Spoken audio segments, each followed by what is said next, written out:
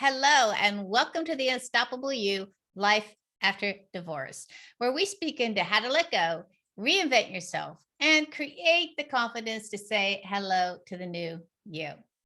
My name's Amy Shade, and today we have Helen Uskovic. She is a mindset coach for preteens, teenagers, and adult women. She's a yoga teacher, personal trainer, massage therapist, and meditation enthusiast. She's also an author, a master of NLP coach. She is also a master of hypnotherapist and a keynote speaker.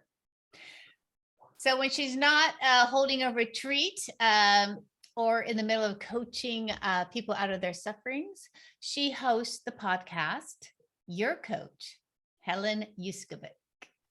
I hope I said that right the second time. Welcome, Helen. So happy you are here with us. Thanks, Amy. I would love to record that introduction and keep it with me for the rest of my life. So tell us about you and what you do and how you work with women, and we want to know all about the things that you do and how you support us. So I began this whole coaching space just a few years ago. As you mentioned before, I've worked with people for all of my life. Since I was in my 20s, I'm nearly 40, as a beauty therapist, massage therapist, personal trainer. And, you know, with all of these jobs, I never realized that I would need to be a coach or a therapist. But when you are the beauty therapist, people come in and tell you your problems. When you are the personal trainer, people come in and tell you your problems. When you do massage therapy. And then it just was a natural progression. And when I started the coaching space, I was actually a client. And as I started to evolve and change and rediscover myself, I thought, I love this. I would love to facilitate this for people. And so just going on the education journey back to study in my adult years, and I started working with anybody and everybody. And then I discovered that I would attract middle-aged women more so. And then I thought, you know what, I'm going to focus on this.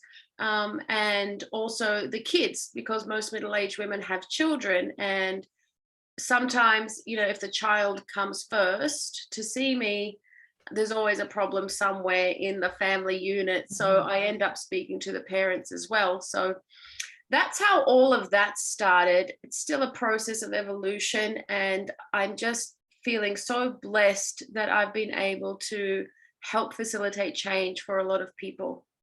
Mm-hmm. And I know today we're going to speak into rediscovering your identity after a divorce. Yes. And, or a breakup or a loss, like rediscovering who we are. Definitely. You know, with loss, always some part of your identity also gets lost in that process. And I find that in life, when you lose a sense of your identity is when negative emotions can start to filter through in your mindset. And that is the tricky part, where you have to become so mindful and super aware of what is actually going on mentally so that you can perform at your best and live your best life, no matter what gets thrown your way. And even if you do experience a loss of some sort, like divorce, you know, you're losing that relationship unit, you're using that title as a wife, you're losing, you know, a few different things. And it can be a little bit shocking for people to try to digest all of that and what the next steps are. Yes, especially if you've been married for like 20 years and you got married at 22, 25. I can't even imagine having to redefine myself. Well, you know, it's such a big thing. Yes. And then if you have children as well, there's also that can come into the mix. And it's a whole lot of people in this new situation where you're all trying to find your place in the world now. Mm-hmm.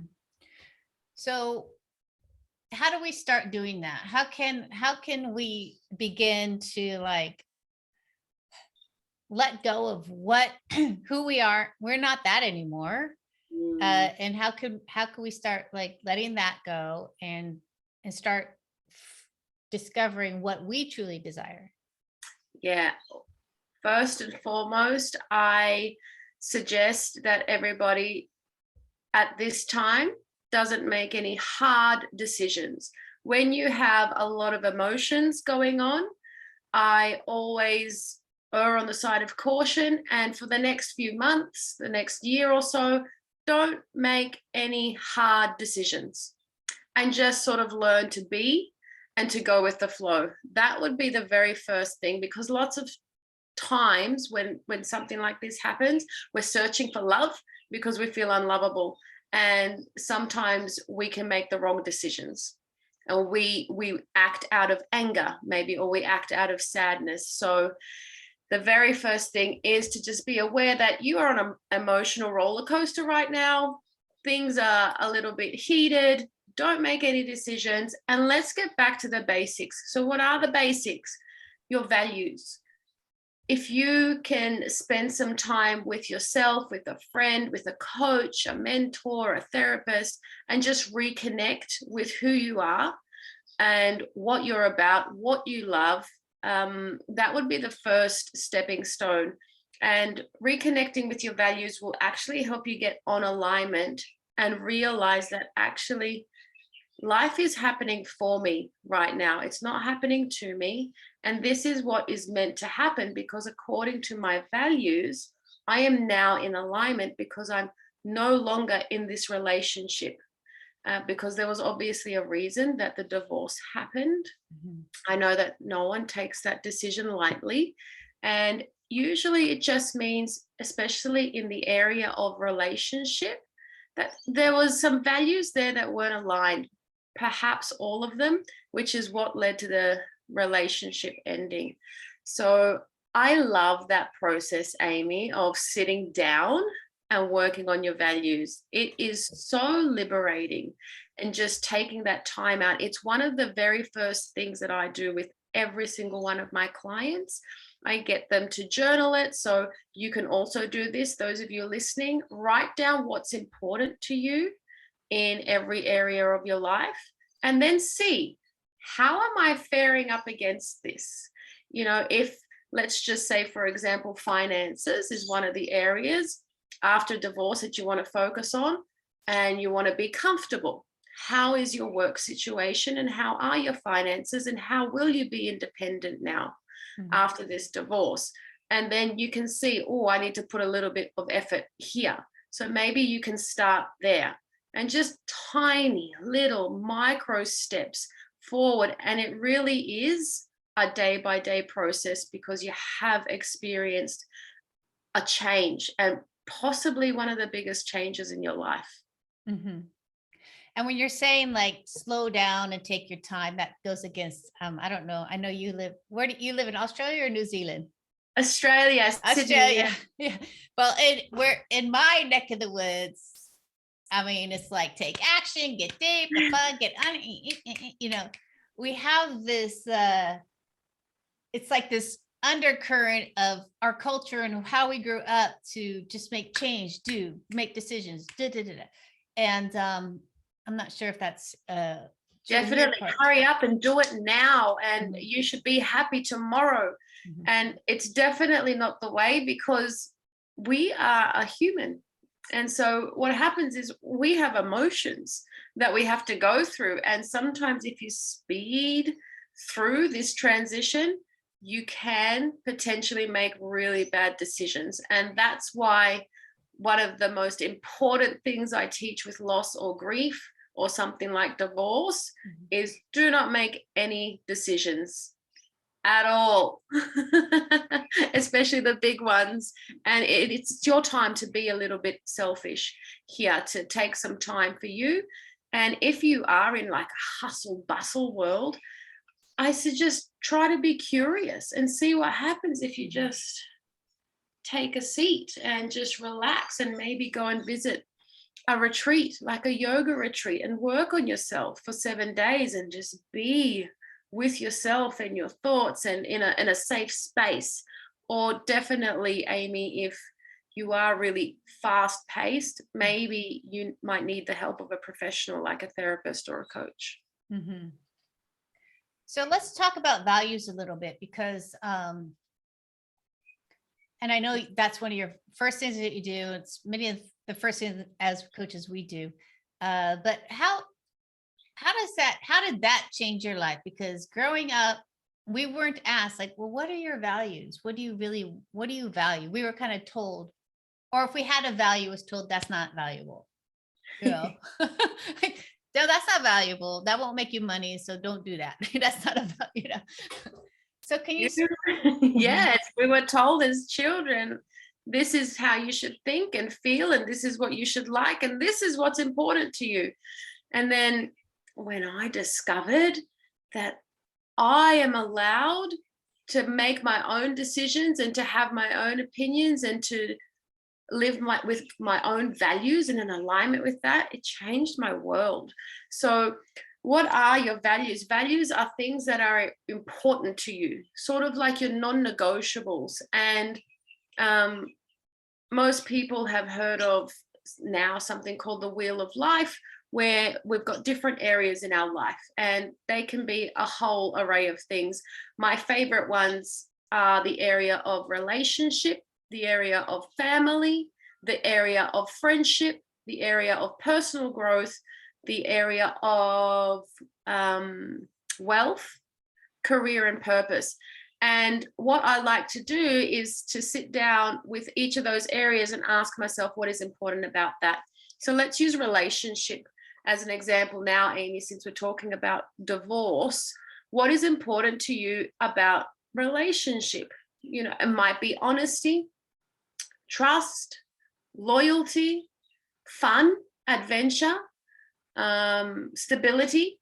And people that are having a divorce, usually there's breaks in one or all of those values, and that is why the relationship has ended.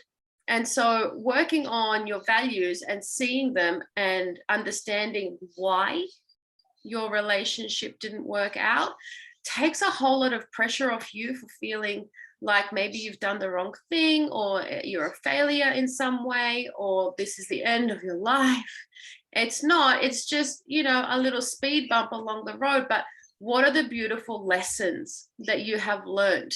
And once you understand, oh, I allowed dishonesty in the relationship as well, and I tolerated a boring relationship when I actually love fun. Mm-hmm. I also allowed a breach of trust, and we never actually really worked through that. And, you know, and just knuckling down on each point and realizing this is very important to me in a relationship. So if ever I do go into a relationship, once I'm completely healed and I feel strong and whole again, I will make sure that my partner has the same values. And if you guys have the same values, it's a match made in heaven. Mm-hmm. But you can't sort of bring that out on a first date. Well, you can ask, what do you value? I mean, you can ask, I mean, you could ask. I was on you know, asking those types of questions actually, you know, is different than like, where do you live? Where did you grow up? So, but I want to, you know, what's coming up for me is that if you've been married for, you know, a long time, or 10 years or 5 years, I mean, oftentimes what you thought were your values were actually your partner's values. Yes. So then the lines can get blurred. So when you're with someone for a long time, we sort of can lose sight of our boundaries because the lines get really blurred. And it's just because you have been a part of each other's life for so long, which is beautiful. But that is how you tend to lose a sense of your own identity. And it is so normal. I don't want anyone to listen and beat themselves up over this, because it happens not just with marriages, but with lots of long-term relationships as well, where you sort of begin to tolerate things that you never thought you would, or you learn to accept, or just what's the word? Suppress. Yeah, allow these Allow things these to things. happen. When once you get to that point of, this relationship is not for me, you are voicing your Mhm. opinion at that point.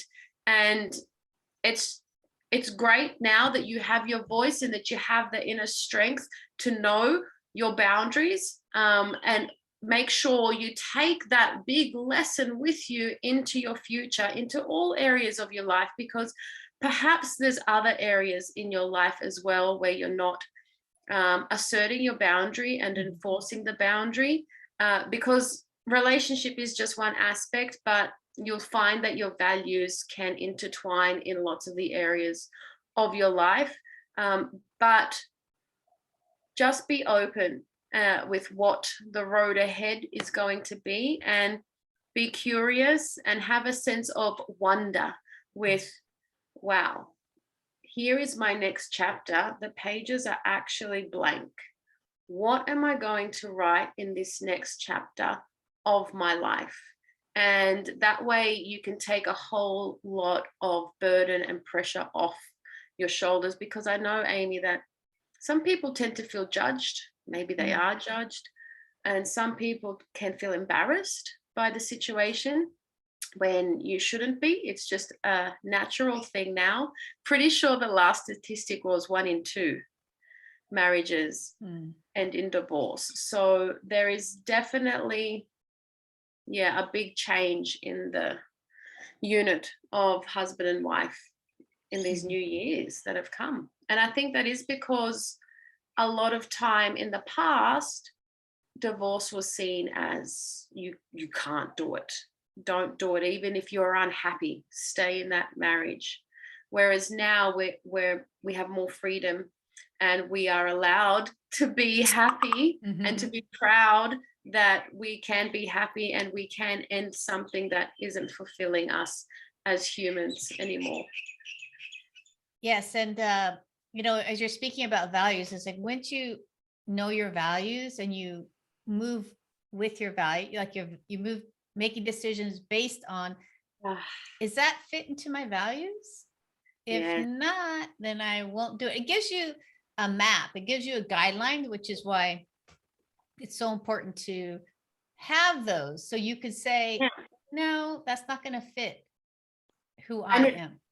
feels good in your gut when you move with your values, because you're serving yourself and you feel happy. And when you don't move in alignment with your values, because you're not feeling happy, you're not feeling fulfilled, you might be feeling some sort of anger or sadness or hurt or fear.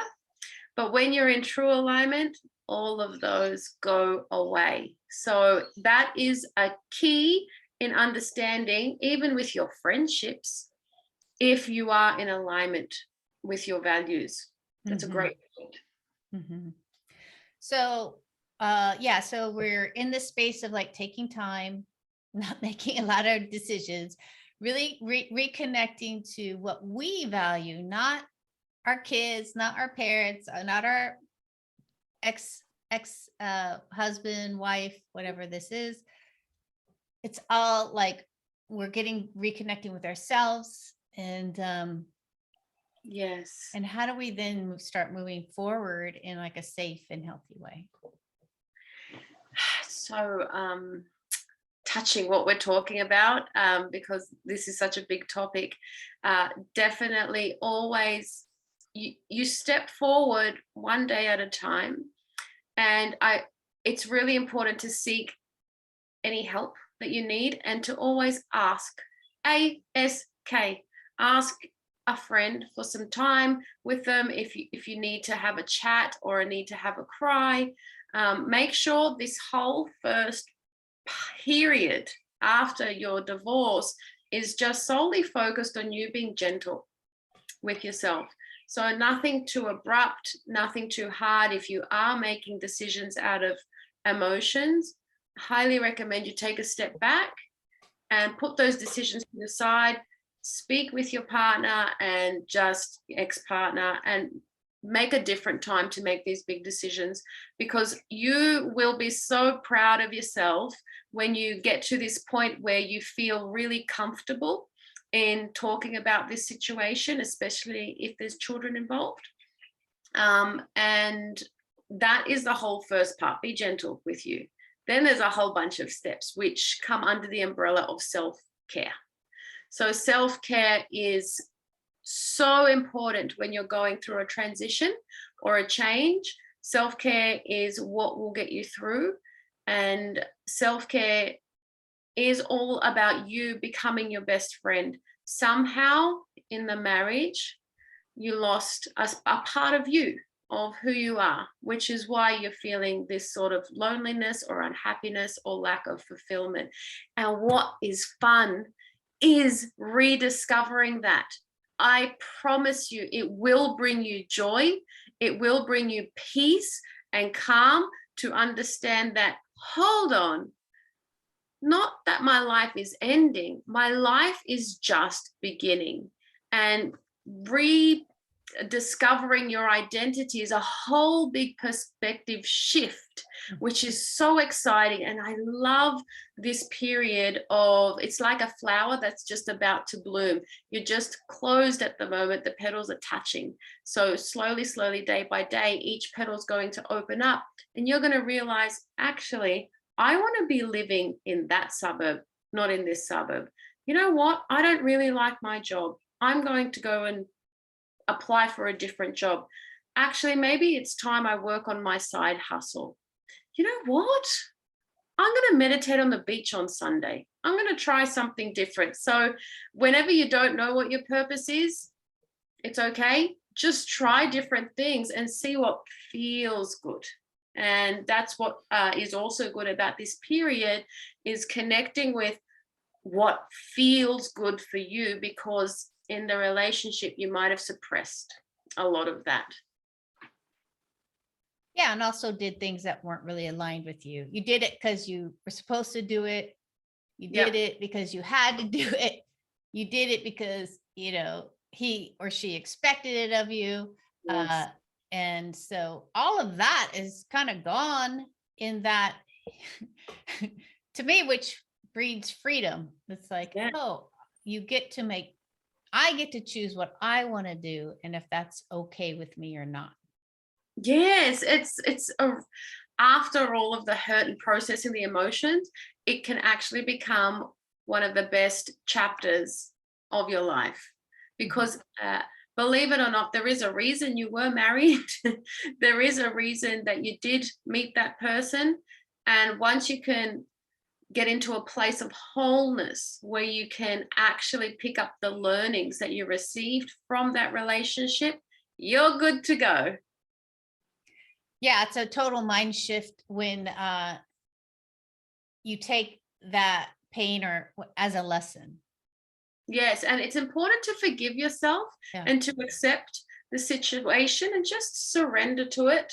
And once you get to that state of acceptance, it will also really help accelerate your healing journey into who you are and discovering exactly what floats your boat.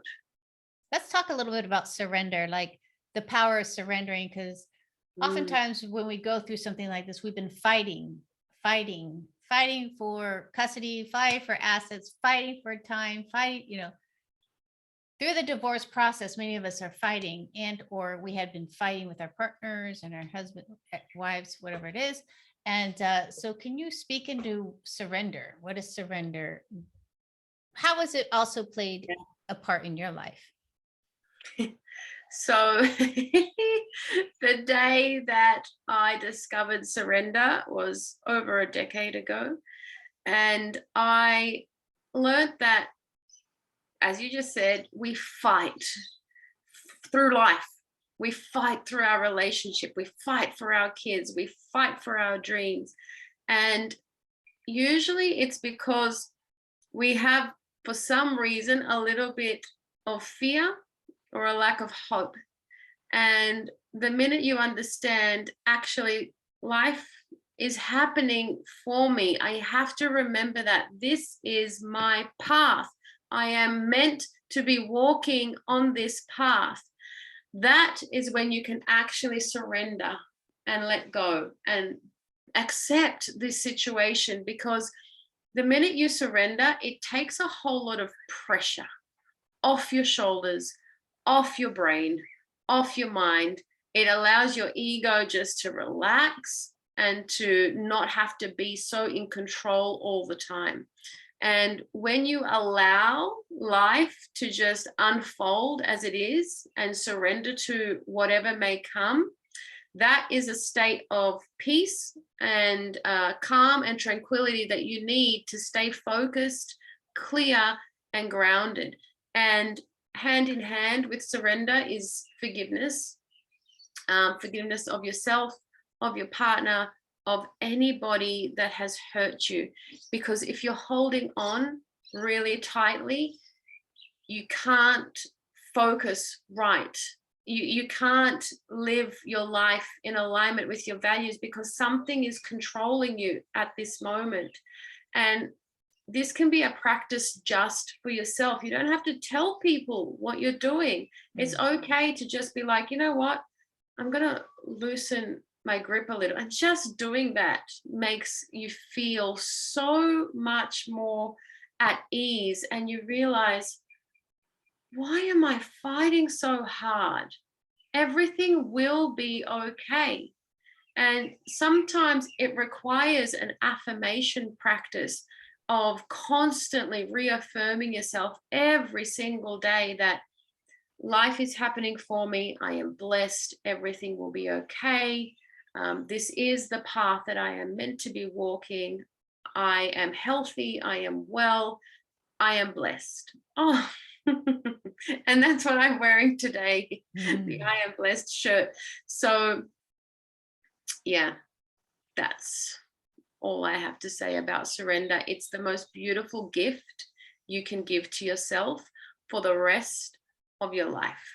One thing I like to teach children that I coach, since they're going to be our future, is acceptance, surrender, and forgiveness. And the day that I started my forgiveness and surrender practice, Amy, just to follow on your question, it felt like an exorcism, because I didn't want to send well wishes to someone that hurt me. I didn't want to forgive someone that hurt me. And I had so much pride and ego and A New Earth. I started reading A New Earth by Eckhart Tolle, which is a great book to learning how to surrender to your ego. But the minute that I did it, I felt so free. And I kept doing it. I kept forgiving the people that had hurt me. And then I asked that person for forgiveness from me.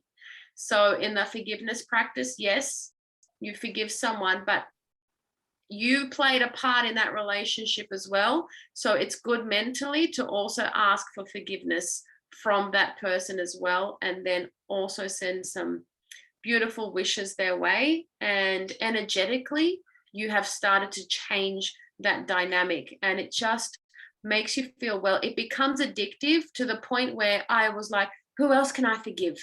Who else can I concentrate on? I'm talking about ex-bosses, ex-relationships, ex-friendships, family members. It does become addictive because you start to feel so light and happy because you're not holding that burden on your shoulders anymore.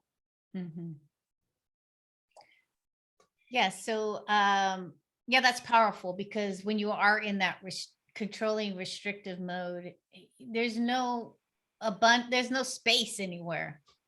It's like once you start freeing up that space, you understand, oh God, there's more space. There's this, like, the space is infinite.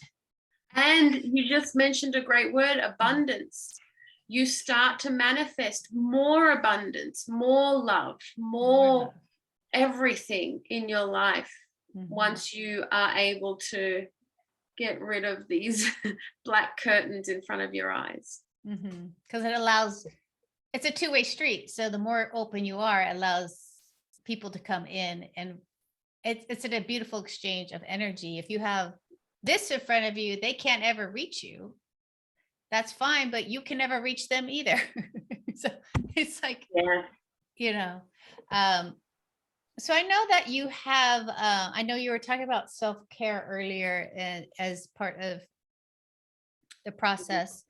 And so can you speak into your gift you have for our audience?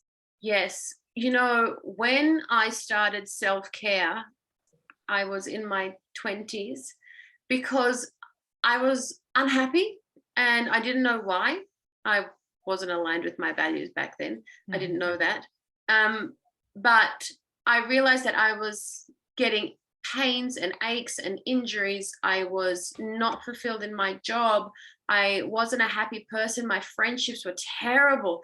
My relationships were toxic, which means that I was terrible, which means I was toxic. So I never took responsibility that I played a part in every single relationship in my life. Mhm. And once I started self care, everything changed because it's like you finally take a moment to ground yourself.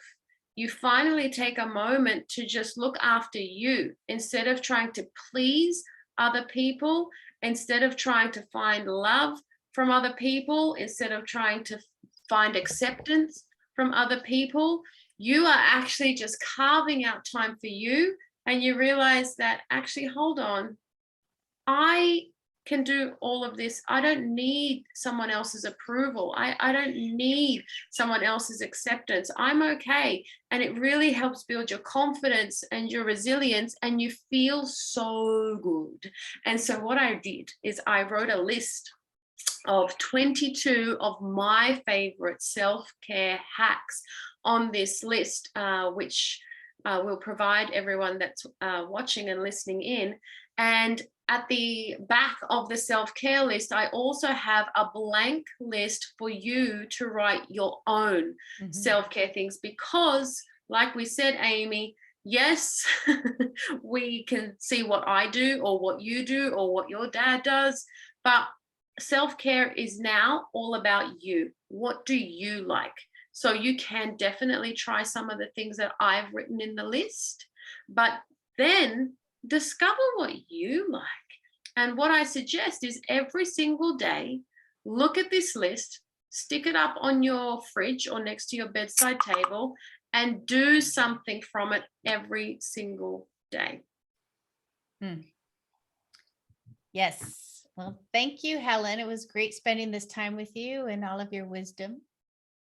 Thank you. It's such a great chat. I just can't believe how time can fly like this. I know it goes so fast. Yeah. And everyone out there, go have a beautiful rest of your day.